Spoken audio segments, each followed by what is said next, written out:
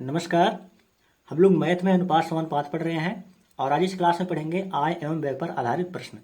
तो बहुत सारे सवाल पूछे जाते हैं कि कोई व्यक्ति की इतना इनकम है या इतना आय है और वो इतना व्यय करता है यानी कि खर्च करता है, तो उसकी कितनी बचत होगी या आय कितनी होगी। ठीक है, तो इस तरह के सवाल बहुत सारे पूछे जाते हैं। चलिए शुरू करते हैं पहले सवाल से।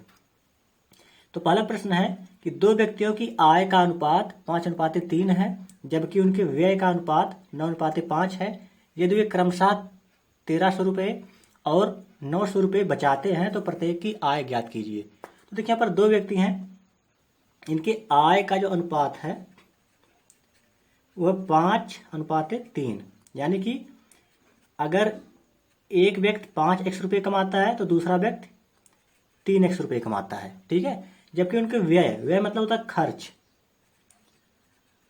उनके व्यय का अनुपात है 9:5।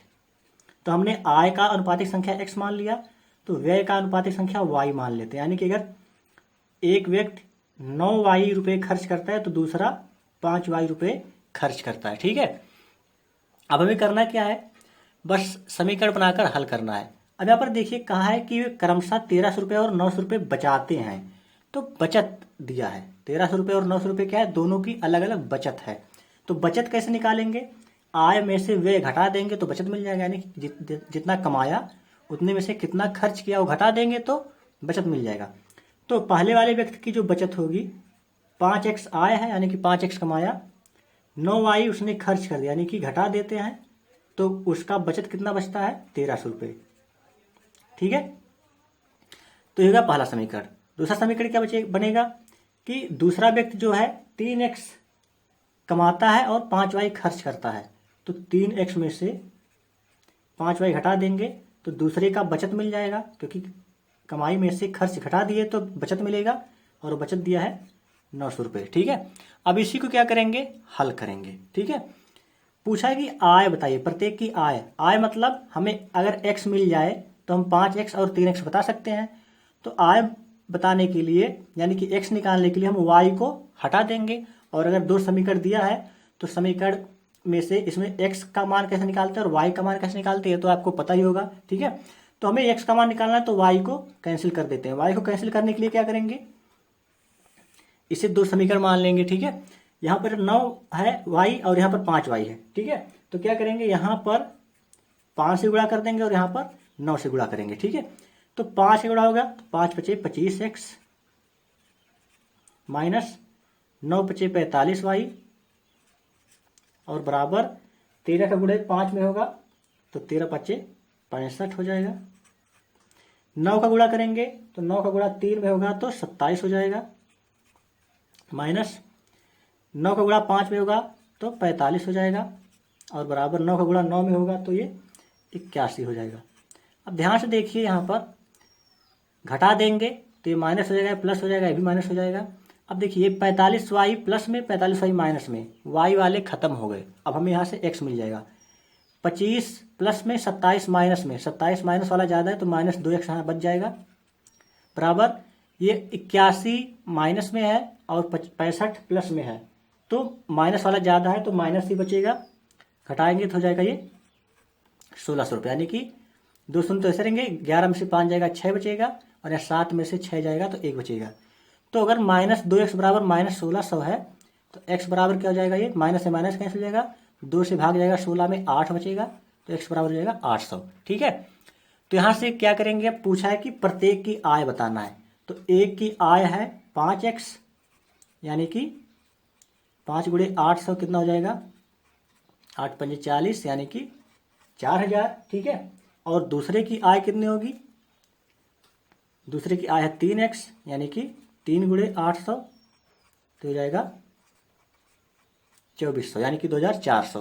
तो ये हो गई दोनों की अलग अलग आय। ठीक है, अब चलिए देखते हैं अगला सवाल।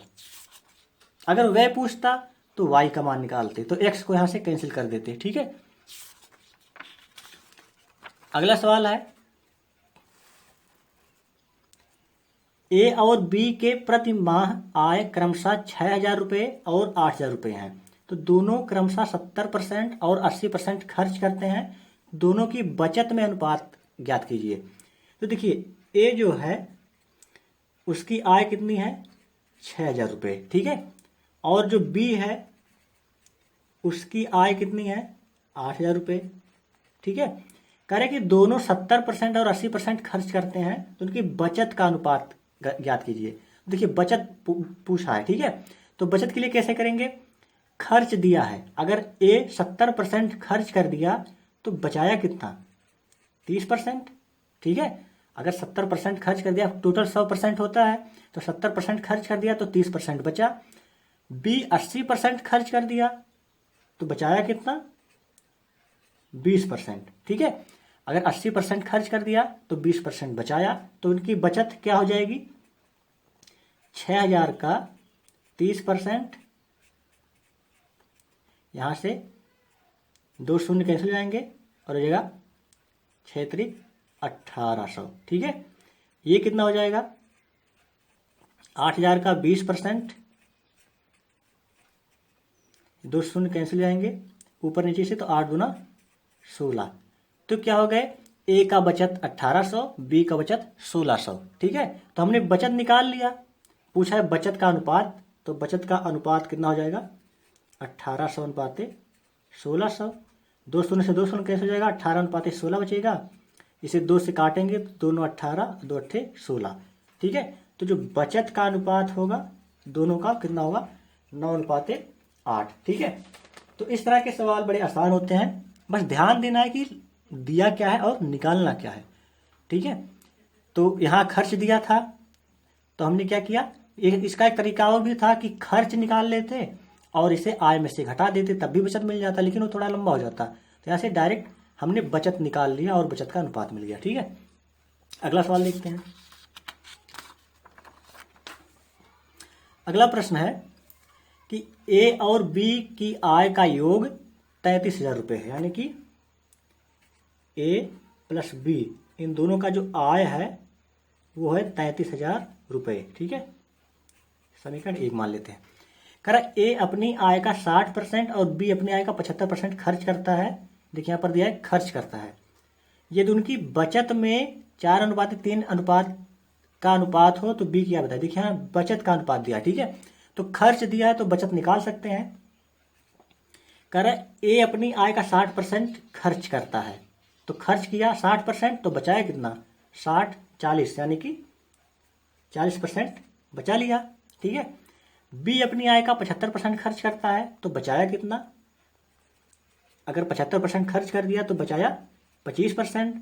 कह रहा है कि इनकी बचत में 4:3 का अनुपात है, यानी कि ए का अब बचत हो गया इतना, बी का बचत हो गया इतना, और कह रहे हैं इन दोनों में जो अनुपात है वो 4:3 का है। बस इसी को हल कर लेना है, ठीक है। इसका मतलब होता है कि ए गुणे 40% बटे में बी गुणे 25%, अनुपात मतलब बटे हुए होता है, और ये 4/3, ठीक है। यहाँ से हल करेंगे तो देखिए परसेंट ऊपर नीचे परसेंट कट जाएगा। यहाँ ए गुणे 40, बी गुणे 25, 5 से भाग देंगे तो 5 अट्ठे 40 और 5 बचे 25, ठीक है। अब ऐसे क्या करेंगे, ये भी 2 बार में कटेगा, 4 के 4, 4 दूना 8, तो यहाँ से ए बटे बी मिल जाएगा, इसे गुणा कर देंगे तो 5 इधर जाएगा और ये 2 इधर आएगा, तो 2 3 6 हो जाएगा, ठीक है। हमें बताना है किसका मान, बी की आय बताना है। तो बी की आय बताने के लिए बी का मान ए के पदों में, ए का मान बी के पदों में निकालेंगे, तो यहाँ से हो जाएगा ए बराबर 5b/6, ठीक है। तो यह बन गया हमारा समीकरण 2, ठीक है। अब करेंगे क्या, ए का मान समीकरण 1 में रख देंगे, तो हो जाएगा ए का मान 5b/6 प्लस बी बराबर 33,000।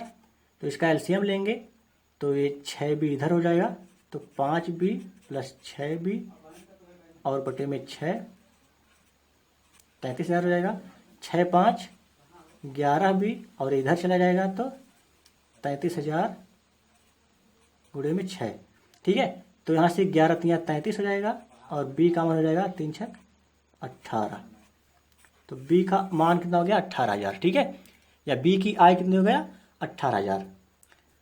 तो ए का आय अगर पूछता तो ए का आय कैसे बताते, यहाँ से बी का मान ए के पदों में निकाल करके यहाँ रख देते तो ए का मान मिल जाता। ठीक है, तो इसे कहते हैं एलिमिनेशन मेथड, जो समीकरण को हल करने का होता है। हाई स्कूल में आपने पढ़ा होगा। ठीक है, नहीं पढ़ा होगा तो हम लोग आगे एडवांस मैथमेटिक्स पढ़ने से पहले हम लोग 9th और 10th के मैथ पढ़ेंगे, जिसमें हम लोग बीजगणित, क्षेत्रमिति, त्रिकोणमिति, ज्यामिति ये सब पढ़ेंगे, और प्रमेय में रेखा कोण ये सब पढ़ेंगे। ठीक है, चलिए देखते हैं आज की क्लास का अंतिम सवाल। एक परिवार की आय एवं व्यय का अनुपात 10:7 है। आय एवं व्यय, ठीक है, 10:7, यानी कि अगर आय 10x है, ठीक है, ये आय एवं व्यय है। अगर आय 10x है तो व्यय कितना है, 7x है। ठीक है, तो यहां से बचत इसकी कितनी होगी, 10x कमाया, 7x खर्च कर दिया, तो बचत कितना हुआ, 10 में से 7 घटा देंगे तो 3x। ठीक है, तो पूछा कि यदि उस परिवार का व्यय 10,500 रुपये हो तो बचत कितनी होगी। तो व्यय दे दिया, यानी कि आय 10x और व्यय 7x, और कह दिया कि व्यय 10,500, यानी कि यही 7x जो है यही तो व्यय है, और यही क्या है, 10,500 रुपये के बराबर है। तो पूछा है कि बचत कितनी होगी, यहाँ से x का मान निकाल लेते हैं। 10,500 बटे में 7 भाग देंगे तो x का मान यहाँ 7 × 7, बचत 3 हो जाएगा 35, 7 × 5 = 35, तो x का मान हो जाएगा 1500। तो हमें बताना है बचत, तो बचत कितना है, बचत 3x है, यानी कि x गुणे 1500, तो 15 × 3 = 4500 रुपये, तो 4500 रुपये हो गए बचत। ठीक है, तो अनुपात समानुपात का हो गया अंतिम सवाल, और इसी के साथ ये चैप्टर भी अब समाप्त होता है। ठीक है, हमने लगभग हर तरह के सवाल जो अनुपात समानुपात में पूछे जाते हैं कर लिए हैं। ठीक है, अब अगर कुछ छूटा होगा तो हम लोग जब रिवीजन करेंगे और क्वेश्चन सॉल्व करेंगे, यानी कि प्रैक्टिस सेट करेंगे, तो वहाँ पर छूटे हुए टॉपिक को कवर कर लेंगे। ठीक है, तो हम लोग अगली क्लास में अब एक नया चैप्टर शुरू करेंगे। तो चलिए मिलते हैं अगली क्लास में एक नए चैप्टर के साथ, तब तक के लिए नमस्कार।